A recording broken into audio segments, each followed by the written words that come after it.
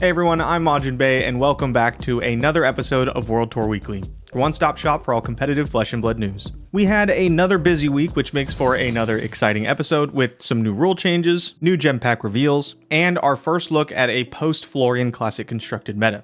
Let's get into it. I want to start us off with the rule changes coming to Flesh and Blood with the release of Compendium of Wraith. The first rule change is a bit of a two-parter and has to do with the way allies are treated when attacking or defending. The first part of this rule change is that you are now considered the attacking hero when attacking with an ally. I'm sure we've all had a situation where your opponent attacks you with an ally and you defend with something like a Clash Effect or Face Purgatory. Taking the Face Purgatory example, if you block with it and fulfill its condition, the attacking hero discards a card and you draw a card. Under the old version of this rule, your opponent wouldn't be considered the attacking hero and then wouldn't have to discard a card, because technically the ally is attacking you, not them. Now that changes, and if an ally that you control is the source of an attack, you are considered the attacking hero for purposes of card effects. The article talks about how there's an increase in amount of ally-based archetypes in Flesh and Blood, and how a lot of card effects fail based on a lack of attacking or defending hero. I, for one, am a huge fan of this change simply because it felt so unintuitive for your opponent to not be considered the attacking hero when attacking you with an ally.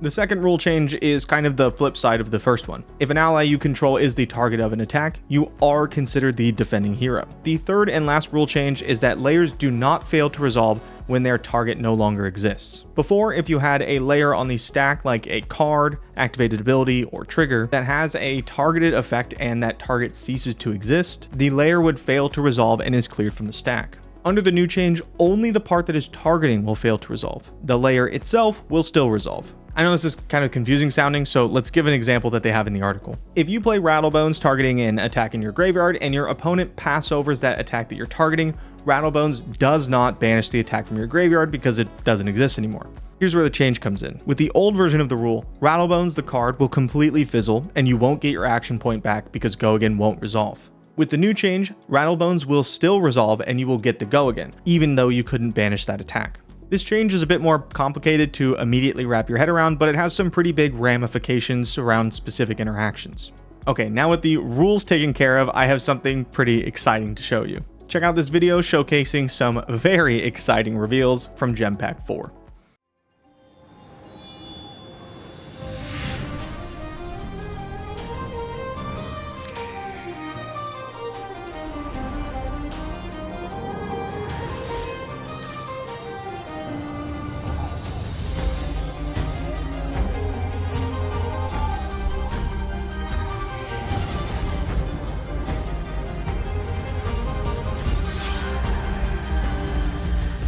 Greatest city in Wraith?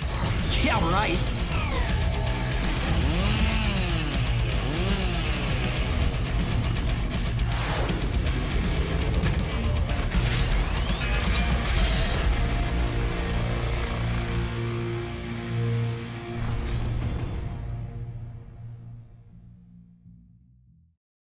Lots of really exciting stuff in there. I want to touch on a couple of these cards as competitive cards instead of as promos for a second. First off, Arcane Lantern is actually one of my favorite low-key cards in the game. It doesn't do anything super flashy, but I really like that you have the option to sacrifice a strong offhanded equipment for something that helps you in a different kind of a matchup.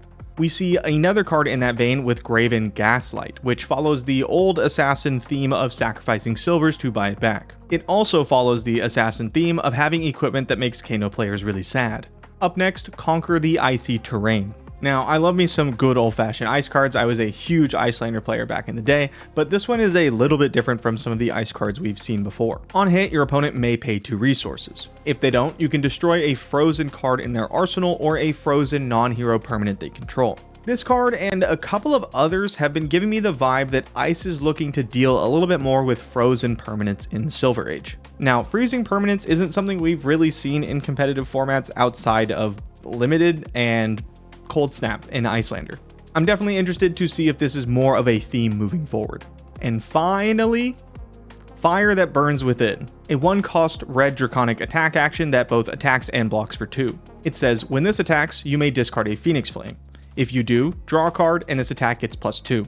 go again. Obviously, this is an incredibly powerful card for Fi and fits in really nicely with his cost curve when considering Searing Emberblade. Cards like this could also let him move into a more Phoenix Flame centric style of deck, and could possibly even let him spec into a Phoenix form kind of playstyle. One can only hope.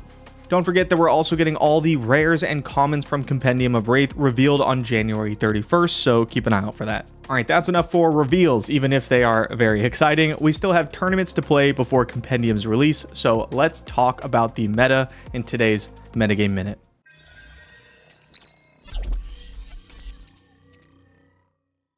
Last week, Florian hit Living Legend and is no longer legal in the classic constructed format. I had predicted that this would mean a rise in Arachne Marionette, KO Armed and Dangerous, and a couple of other mid-range decks like Warriors. Now, with this week's Road to Nationals data in, we can take a look and see how my predictions did. This week, Verdance had the most wins with 18.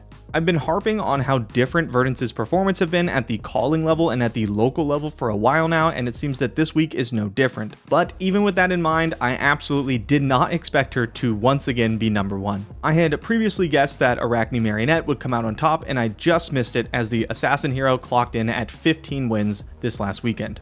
Below them are Gravy Bones, Syndra, and KO Armed and Dangerous after a decent drop-off of wins. After that, we have another chunk of heroes doing well, but not quite at the top in Victor Goldmane, Dash.io, the new Pleiades deck, Kasai, and Acilio. When we take a look at the Battle-Hardened top 8 brackets, we do see a bit of a different story.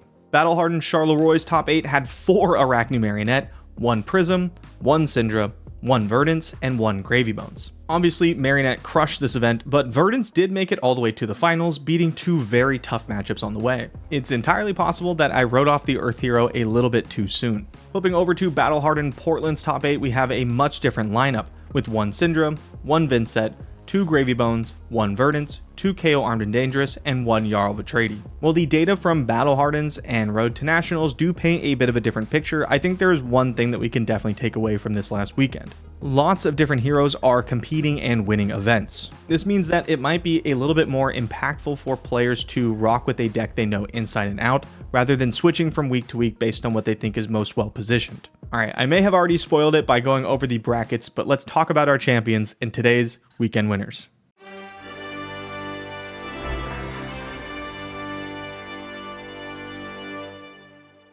We had 2 different Battle Hardens this weekend, one in Charleroi and one in Portland, with 2 very different results. Over in Portland, Michael Fung took everyone's favorite pirate necromancer hero Gravy Bones to a first place finish.